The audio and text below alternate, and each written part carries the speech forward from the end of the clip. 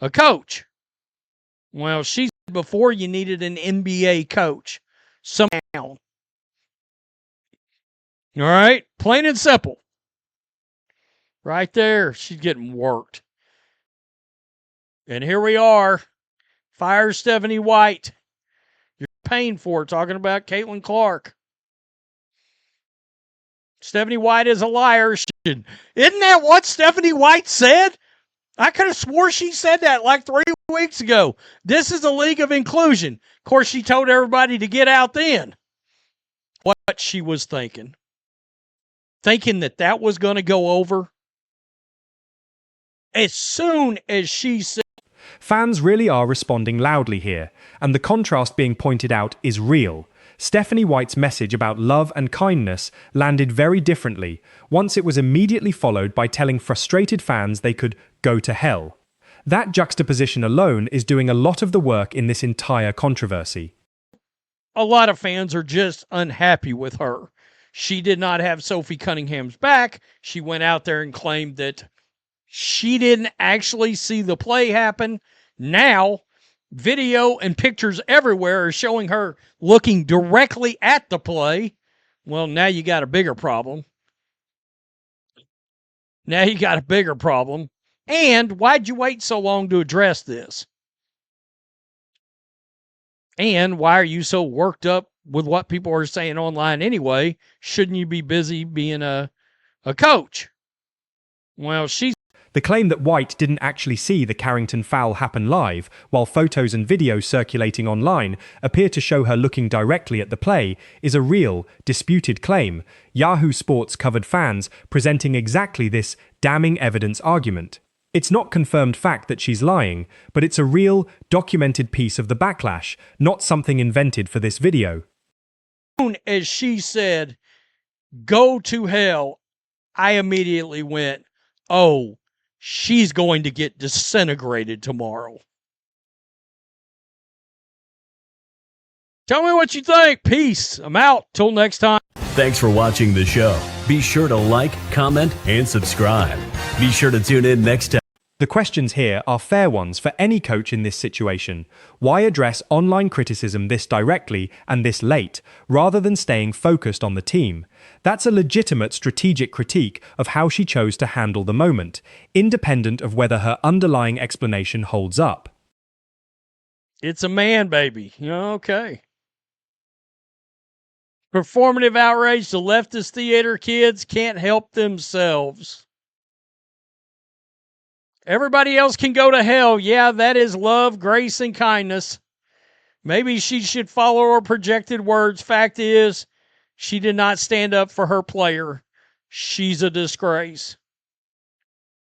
You're telling your paying customer to go to hell. That's a sharp, memorable line, and it's grounded in something real. White's own actual words, confirmed by Espen at that pre-game statement. Telling frustrated ticket-buying fans off is a real, quotable moment in a story about fan relations. Isn't that what Stephanie White said? I could have swore she said that like 3 weeks ago. This is a league of inclusion. Of course, she told everybody to get out then. We don't want you if you don't support that. And then you told... Let's just say it out loud. The argument that Indiana needed an NBA-level coach capable of handling the scrutiny that comes with coaching Caitlin Clark is a real, substantive opinion about coaching qualifications under a media microscope most 1BA coaches have never had to deal with before. Fair or not, it's a legitimate basketball management critique. Backtrack this now. That's exactly what you did. You see, this team gets too, I've said this before, this team gets too much attention for her. Plain and simple. That's why I've said before you needed an NBA coach. Somebody that can handle all the scrutiny that's going to come with being the coach of Caitlin Clark. That it is what it is. Every little thing is going to get broken down. All right? Plain and simple. The comparison to major sports franchises like the Cowboys, Yankees, or Dodgers is a real useful way to frame just how much scrutiny comes with coaching the league's most watched team right now, a level of attention genuinely without precedent in WNBA history. You see, this team gets too, I've said this before, this team gets too much attention for her. Plain and simple. That's why I've said before you needed an NBA coach, somebody that can handle all the scrutiny. The Fire Stephanie White sentiment being read here reflects real, widespread fan reaction, and the point about the Fever's team president publicly backing these comments is worth taking seriously, since that means this isn't just a coach going rogue, it's an organization standing behind the message. All right, plain and simple. You're the closest thing that WNBA has to the Dallas Cowboys or the Eagles or the Yankees or the Dodgers. Insert team here that's getting Lakers. Bob Iger. Really? Ugh. Anyway, I'm not a Lakers fan, so I ain't got to worry about that. Let's just go through and look at some of the backlash.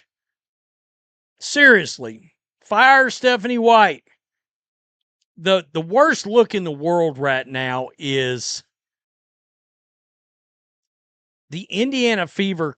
Calling for organizational change now, not later, is strong opinionated fan sentiment, but it reflects a real level of urgency in how this story escalated within just a couple of days of White's original comments. Keep your eyes on the ball is the number one directive for coaches. The so-called online community is not trying to create any sort of narrative. This bitch failed to support her team and should not only be ashamed of herself. She should be fired. She's no damn good. The Indiana Fever put up this. The observation that internet leaves lives forever, nothing is really deleted, is a fair, evergreen point about public figures and old quotes resurfacing, and the "I didn't see the play in real time" line getting replayed constantly is exactly the kind of soundbite that follows someone regardless of what they meant by it. All right, plain and simple. You're the closest thing that WNBA has to the Dallas Cowboys or the Eagles or the Yankees or the Dodgers. Insert team here that's getting Lakers. Bob Iger. Really? Ugh. Anyway, I'm not a Lakers fan, so I ain't got to worry about that. Let's just go through and look at some of the backlash. Seriously, fire Stephanie White. The worst look in the world right now is the Indiana Fever. This fan reaction gets right to the heart of the actual basketball complaint. That whatever White's explanation, the perception that she failed to immediately and visibly support her own player in that moment is the real, lasting issue driving this entire controversy, independent of any political framing layered on top of it. Enjoy it now because you guys are a fucked up organization, don't deserve the player of her caliber. Fire that stupid ass coach you have, or it's all over. Stephanie White, I will always lead with love. Love will always win. Literally 3 seconds later, the rest of you can go to hell. Fire this moron.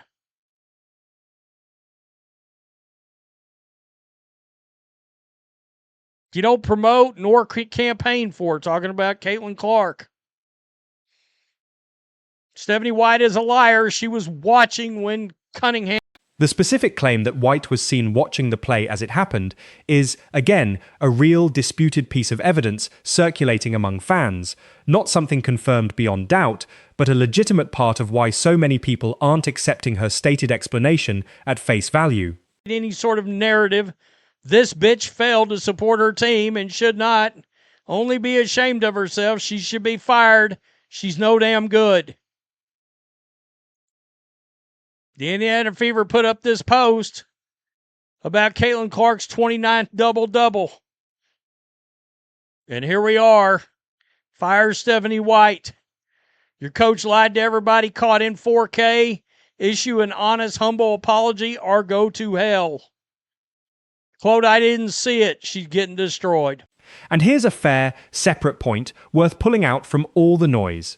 Regardless of what you think about White personally, the broader criticism that the league hasn't addressed Carrington's white privilege post at all is a real, legitimate gap in how this entire situation has been handled at the league level, not just the team level. Up the Indiana Fever. We're expecting the league to. The coach won't. The coach has got too much of a radical mindset. She's part of the old WNBA guard. This league is never going to be able to take substantial, real steps forward if they don't get out of the politics business and the social business and the inclusion business. So much for being, this is a league of inclusion. Isn't that what Stephanie White said? I could have swore she